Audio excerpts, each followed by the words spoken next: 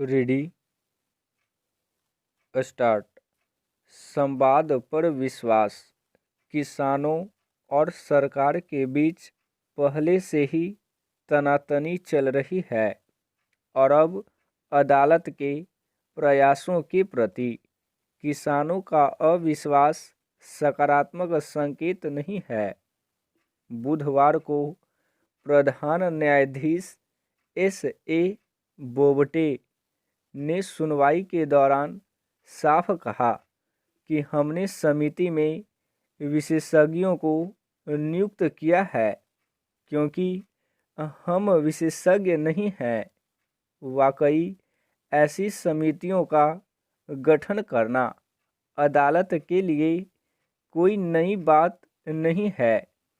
यह अदालत के काम करने के यथोचित तरीके का हिस्सा है ही कि वह स्वयं शब्द दर शब्द सुनवाई न करते हुए विशेषज्ञों के जरिए अपनी राय बनाने की कोशिश करती है और उसके बाद ही अपना फैसला सुनाती है। प्रधान न्यायाधीश की टिप्पणी से ऐसा लगता है कि किसी समिति के सदस्य पर आपत्ति करना अदालत को अच्छा नहीं लगा है। अदालत ने यह भी साफ करने की कोशिश की है कि समिति को फैसला सुनाने का अधिकार नहीं है, तो इसमें पक्षपात कहां से आ गया। अदालत का सवाल उचित है कि जो कृषि क्षेत्र के विशेषज्ञ समिति में शामिल हैं वे अपने क्षेत्र के प्रतिभाशाली लोग हैं। उनके नाम को खराब कैसे किया जा सकता है। दरअसल अदालत द्वारा गठित समिति ने किसानों को अपनी बात रखने के लिए बुलाया है। यह अफसोस की बात है कि किसान समिति के सामने पेश नहीं होना चाहते। किसानों को लग रहा है कि अभी जो समिति बनी है वह कृषि कानूनों के पक्ष में ही सिफारिश करेगी। फिर भी आदर्श स्थिति यही है कि किसान आगे बढ़कर समिति को अपने तथ्यों और तर्कों से निरुत्तर करने का मौका न गंवाएं। कृषि विशेषज्ञों के साथ विस्तार से बात संभव है। जब विशेषज्ञों के सामने अकाट्य तथ्य पेश किए जाएंगे तो संभव है विशेषज्ञों के विचार में बदलाव आए।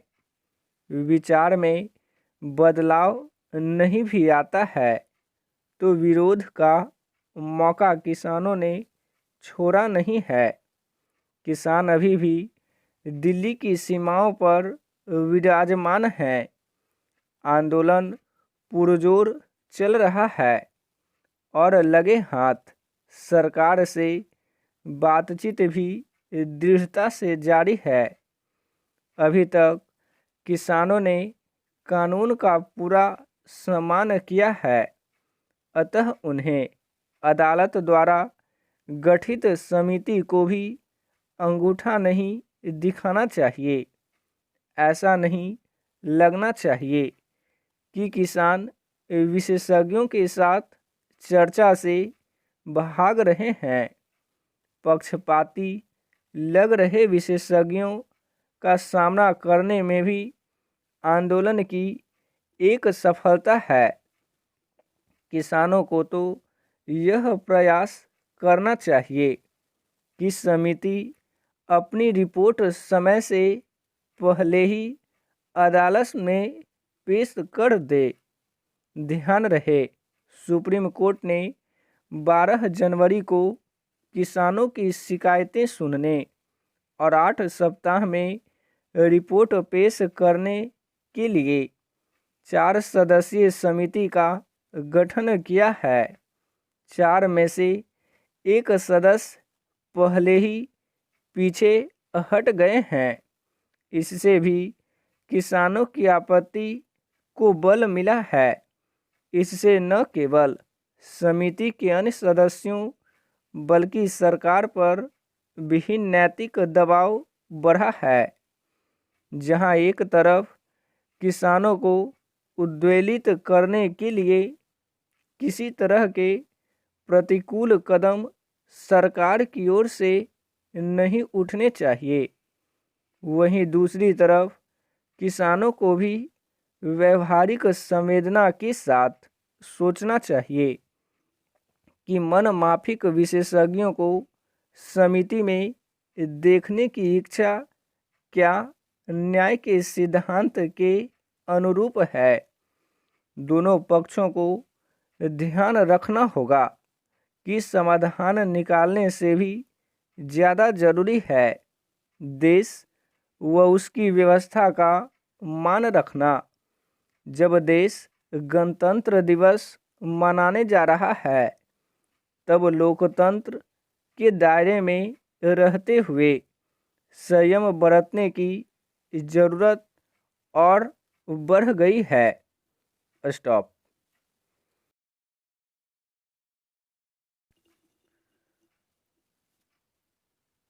Ready, start.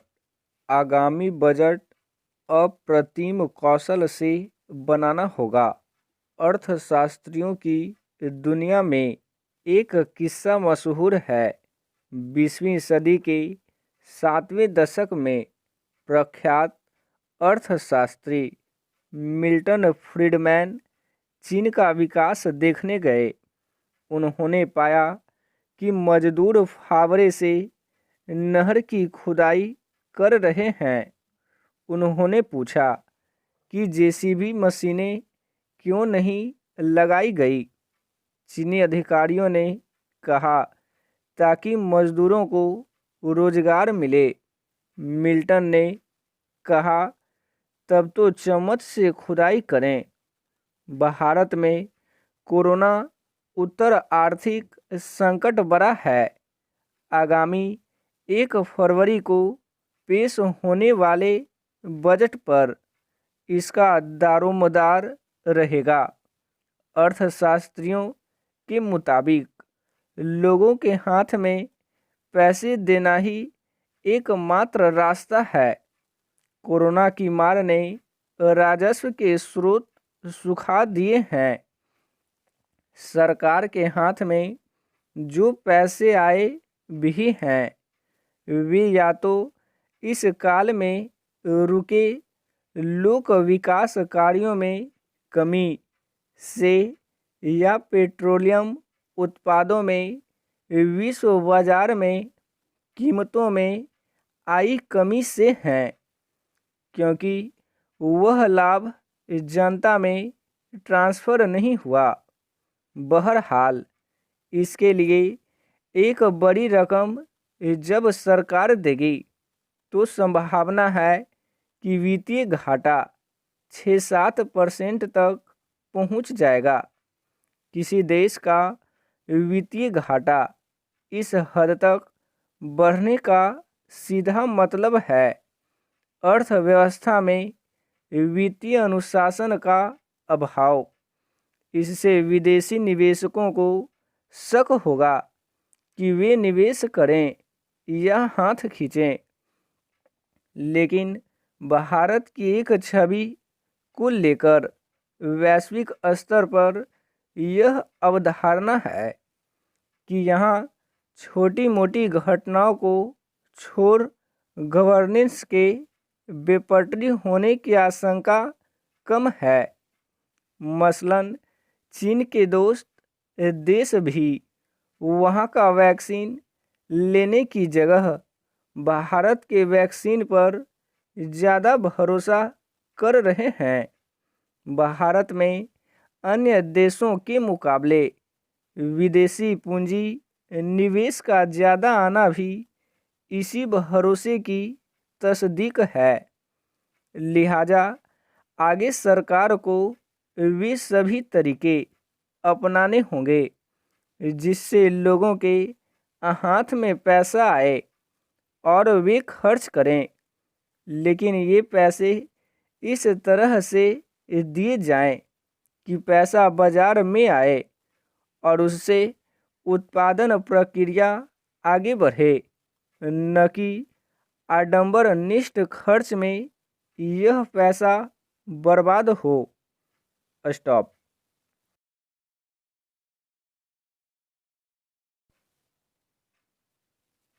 Ready, start. Biden की चुनौतियां। अमेरिका के 46वें राष्ट्रपति जो बाइडेन ने ऐसे वक्त में सत्ता की कमान संभाली है जब देश गंभीर संकटों का सामना कर रहा है, चाहे अमेरिका के अंदरूनी हालात हों या वैश्विक राजनीति का बदलता परिदृश्य। बाइडेन के लिए सब कुछ बहुत आसान नहीं कहा जा सकता। अमेरिका के इतिहास में ऐसे मौके कम ही आए हैं जब हिंसा, तनाव, कर्फ्यू जैसे माहौल में अभेद सुरक्षा के बीच राष्ट्रपति का शपथ ग्रहण समारोह हुआ। सबसे बड़ी बात तो यह है कि सुरक्षा व्यवस्था में लगे हर शख्स पर कड़ी निगरानी रही ताकि कहीं कोई सुरक्षाकर्मी बाइडेन के शपथ ग्रहण समारोह में हमला न कर दे। ऐसा पहले कभी देखने में नहीं आया जब अमेरिका में अपने ही लोगों, खास तौर से सुरक्षा में लगे जवानों को भी इतने संदेह से देखा गया हो। पिछले 2 महीने के दौरान अमेरिका में जिस तरह की घटनाएं देखने को मिली वे स्तंभ कर देने वाली हैं। क्या कोई कभी यह सोच सकता था कि चुनाव हार जाने के बाद एक राष्ट्रपति चुनाव नतीजे को पलटवाने के लिए कैसे कैसे हथकंडे अपना सकता है, अपने समर्थकों से उत्पा करवा सकता है और हथियारों से लैस उसके समर्थकों की फौज देश की सर्वोच्च विधायी संस्था को निशाना बना सकती है। हाल ही घटना ने दुनिया में अमेरिका की छवि धूमिल की है। डोनाल्ड ट्रंप के कार्यकाल में अमेरिकी समाज जिस तरह से बटा है और नस्लवाद की खाई चौड़ी हुई है, अमेरिका के लिए इसे अच्छा संकेत नहीं कहा जा सकता। जो देश दुनिया को लोकतंत्र, समानता, मानवाधिकार जैसे उपदेश देता है, उसी देश में अश्वेतों को किस तरह से निशाना बनाया जा रहा है, यह दुनिया देख रही है। ऐसे में बाइडेन के समक्ष घरेलू मोर्चे पर बड़ी चुनौती अश्वेत समुदाय के प्रति पनप रही घृणा को खत्म करना है। उन्हें यह नहीं भूलना चाहिए कि अमेरिका के निर्माण में अश्वेतों की भूमिका श्वेतों की तुलना में कहीं ज़्यादा बड़ी रही है। पिछले 1 साल में कोरोना महामारी ने अमेरिका को हर तरह से तोड़कर रख दिया है। कोरोना से निपटने में ट्रंप ने जिस तरह का लापरवाही भरा रवैया दिखाया, उसका खामियाजा अमेरिकी आज भुगत रहे हैं। अर्थव्यवस्था चौपट हालत में है, बेरोजगारी चरम पर है और अमेरिकी उद्योग धंधे संरक्षण मांग रहे हैं। राष्ट्रवाद के नाम पर ट्रंप की नीतियों ने अमेरिका को जिस तरह बर्बाद किया है, उससे पार पाना बाइडेन के लिए आसान नहीं होगा। वैश्विक मोर्चे पर चीन, ईरान और उत्तर कोरिया जैसे संकट भी बाइडेन को विरासत में मिले हैं। अगर अमेरिका ने इन दोनों देशों के प्रति विवेकपूर्ण और तार्किक नीति नहीं अपनाई तो संकट और ज़्यादा बढ़ेगा। भारत को लेकर बाइडेन ने हालांकि सकारात्मक रुख ही दिखाया है। ट्रंप के कार्यकाल में दोनों देशों के रिश्तों में मजबूती आई थी, खास तौर से रक्षा और सुरक्षा क्षेत्र कारोबारी समझौते हुए। 3 बड़े रक्षा करार भी हो चुके हैं और अरबों डॉलर के हथियार सौदे प्रक्रिया में हैं। हालांकि द्विपक्षीय व्यापार को लेकर समय समय पर ट्रंप भारत को आंखें दिखाने से बाज नहीं आए और तरजीह व्यापार व्यवस्था से भारत को बाहर कर दिया। इसलिए अब कारोबार और रणनीतिक समझौतों में बाइडेन प्रशासन का क्या रुख रहेगा, यह आने वाले दिनों से पता चलेगा। भारत को यह नहीं भूलना चाहिए कि कश्मीर में अनुच्छेद 370 को हटाने का विरोध उपराष्ट्रपति कमला हैरिस पहले ही कर चुकी हैं। जाहिर है, कश्मीर को लेकर अमेरिका और भारत के बीच संबंध सहज नहीं होंगे। बाइडेन को अमेरिका के हितों को सर्वोपरि रखते हुए आगे बढ़ाना है, लेकिन चीन और रूस के साथ वे कैसे शक्ति संतुलन बना पाते हैं, यही उनके कौशल की परीक्षा भी होगी। स्टॉप।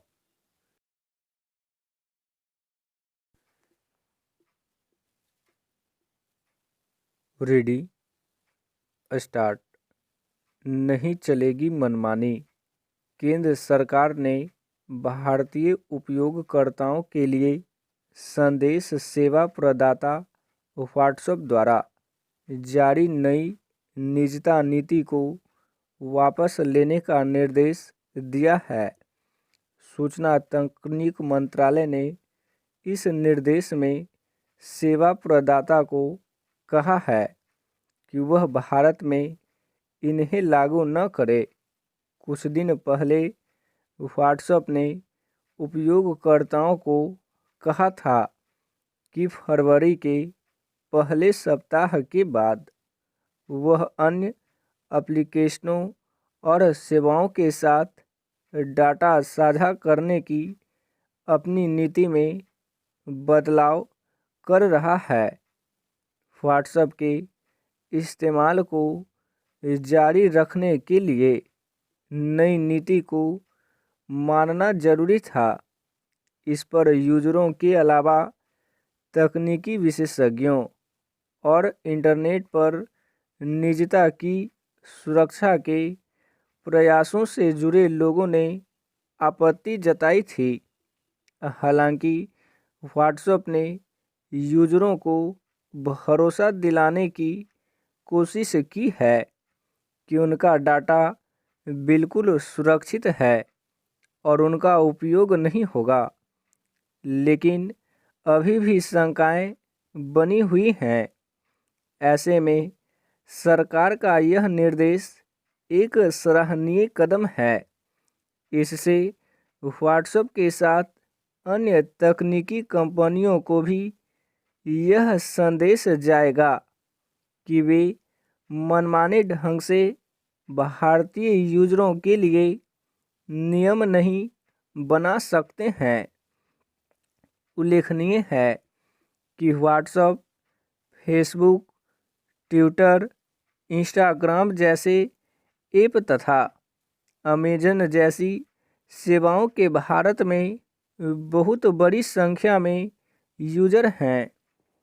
तकनीक और इंटरनेट के विस्तार के साथ इन ऐपों और सेवाओं का विस्तार भी तेजी से हो रहा है। यह तथ्य भी आपत्तिजनक है कि सोशल मीडिया और तकनीकी कंपनियां अमेरिका व यूरोप में निजता और डाटा सुरक्षा के अलग नियम रखती हैं और भारत में अलग। भारत में जब ऐप ने नीतियों में फेरबदल की बात कही थी, तब उसने यह भी साफ किया था कि यूरोपीय यूजरों के लिए पहले के नियम ही लागू रहेंगे। इसके अलावा ये ऐप अपने मंच के दुरुपयोग को रोकने के लिए भी बहुत सक्रिय नहीं है। भारत में करीब 2 दशक पहले सूचना तकनीक से संबंधित कानूनी प्रावधान किए थे, लेकिन इस अवधि में तकनीक का दायरा जितना बढ़ा है, उस हिसाब से वे प्रावधान प्रभावी नहीं हैं। निजता को लेकर भी समुचित वैधानिक व्यवस्था नहीं है। इस संबंध में एक विधेयक संसद में प्रस्तावित है। सरकार की कोशिश है कि भारतीय यूजरों से जो डाटा जमा किया जाता है, उन्हें ये कंपनियां भारत में ही संग्रहित करें और उनका किसी भी तरह से बेजा इस्तेमाल न हो। इस संबंध में ठोस कानूनी पहल की आवश्यकता है। कानून नहीं होने और यूजरों में निजता को लेकर जागरूकता की कमी का फायदा उठाते हुए ऐप व्यापक रूप से डाटा का दोहन करते हैं। एक समस्या यह भी है कि इस डाटा को हैकर या देश विरोधी तत्व अपने निहित स्वार्थों के लिए इस्तेमाल कर सकते हैं। राष्ट्रीय सुरक्षा और वित्तीय व्यवस्था के लिए खतरनाक कई ऐपों को सरकार ने प्रतिबंधित किया है। ऐसे में यूजर को किसी की भी ऐप या इंटरनेट का इस्तेमाल सोच समझकर करना चाहिए, अन्यथा उन्हें नुकसान उठाना पड़ सकता है। स्टॉप।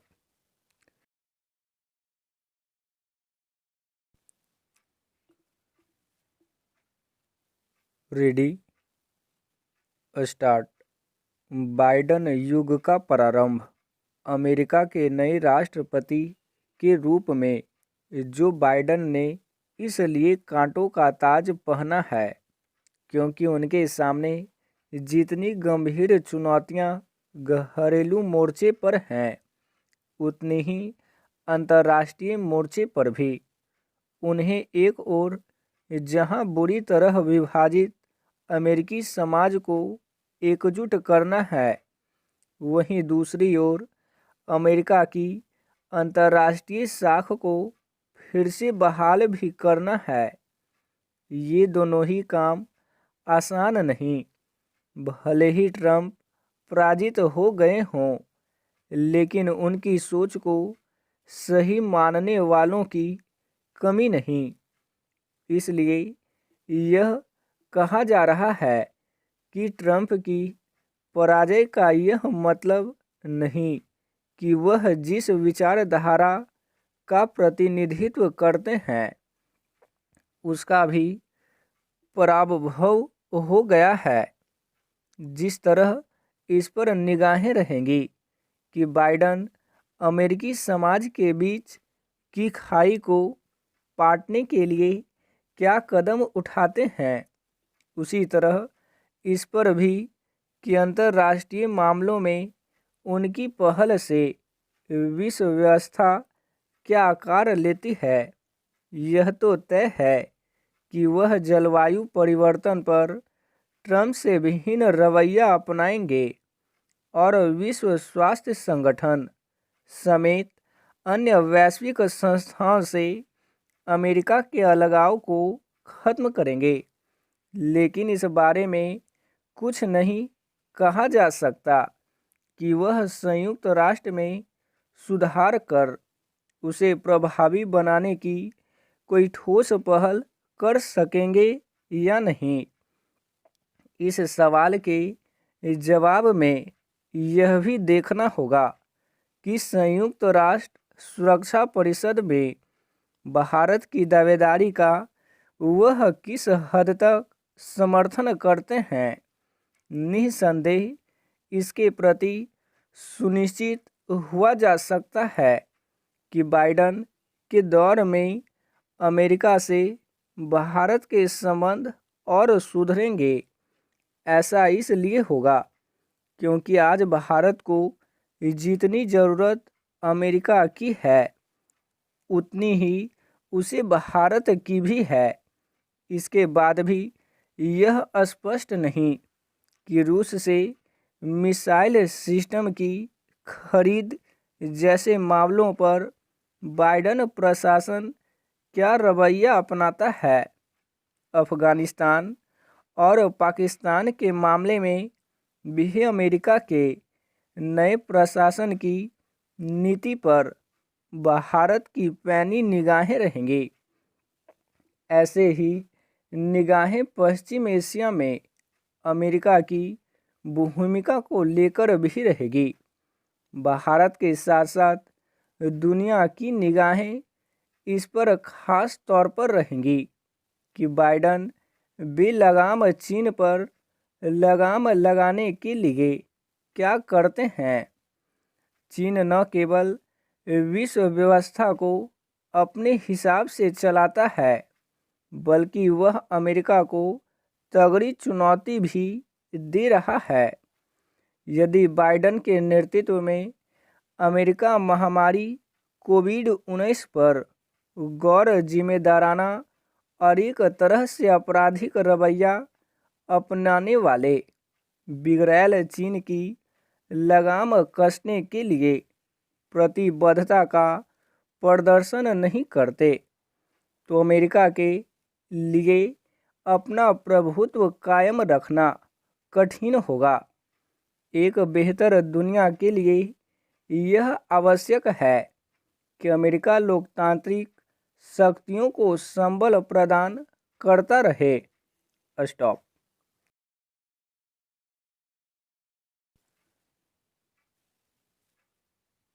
Ready start. वीआईपी संस्कृति पर चोट की कोशिश। देश के भीतर एक वीआईपी कल्चर है। देश को चलाने वाली संस्थाओं में बैठे लोगों को मिलने वाली रियायतें और विशेष दर्जा देने वाली कोशिशें उन्हें आम लोगों से अलहदा कर देती हैं। मसलन लाल बत्ती कल्चर को भी इससे ही जोड़कर देखा जाता था। सरकार ने पहल की और गाड़ियों में लाल बत्ती लगाकर विशेष बनने की कोशिशों पर काफ़ी हद तक विराम लग गया। ठीक इसी तरह लोकसभा अध्यक्ष ओम बिरला ने अहम फैसला लेते हुए संसद के भीतर कैंटीन में मिलने वाली सब्सिडी को बंद कर दिया है। उत्तर रेलवे के बजाय अब आईटीडीसी संसद की कैंटीनों का संचालन करेगी। यहाँ पर बाजार दर पर ही भोजन मिल सकेगा। गौरव तलब है कि सब्सिडी खत्म करने की मांग काफ़ी समय से हो रही थी। सब्सिडी की वजह से देश के सांसदों के संसद की कैंटीन में खाना काफ़ी कम दाम पर मिलता था। संसद की तर्ज पर राज्यों में चलने वाली सरकारी कैंटीनों पर भी अब ऐसा ही निर्णय लेने के लिए नैतिक दबाव पड़ेगा। दरअसल इस कोशिश को देश की जड़ों में प्रवेश कर गई वीआईपी कल्चर को खत्म करने की दिशा में एक पहल के तौर पर देखा जाना चाहिए। यह निर्णय महत्वपूर्ण है और हिम्मत भरा भी। इसके लिए बधाई के पात्र हैं लोकसभा अध्यक्ष ओम बिरला। कैंटीन में मिलने वाली सब्सिडी खत्म करने के लिए लोकसभा अध्यक्ष बिरला ने ही सुझाव दिया था।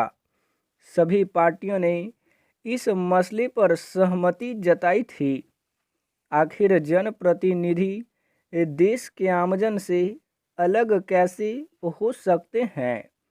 राजनीति में जिस तरह से चकाचौंध और वीआईपी संस्कृति प्रवेश कर गई है, उसे जनप्रतिनिधियों को आम लोगों से न केवल दूर कर दिया है, बल्कि विशेष होने का एहसास भी करा दिया है। ये वे लोग हैं जिन्हें जनता अपना प्रतिनिधि चुनकर सदनों में भेजती है, इसलिए उन्हें तो जनता के सेवक की तरह ही व्यवहार करना चाहिए। उन्हें क्यों विशेष रियायतें दी जाएंगी? क्यों यह प्रदर्शित करने की कोशिश की जाए कि वे सामान्य से अलग व्यक्ति हैं? सांसदों, विधायकों को उनके वेतन भत्ते मिलते हैं और दूसरी सुविधाएं भी। उसके बाद सदनों में चल रही कैंटीनों के लिए सब्सिडी देना कहीं से भी उचित नहीं। आखिर वीआईपी के ऊपर सब्सिडी के जरिए होने वाले खर्च का बोझ देश के टैक्स दाता पर क्यों न होना चाहिए? सरकार को इस तरह के दूसरे और भी माध्यमों को करीब से देखना चाहिए और उनकी समीक्षा करनी चाहिए। अगर कहीं और भी इस तरह की बेवजह की सब्सिडी दी जा रही है तो उसे तत्काल बंद किया जाए। स्टॉप।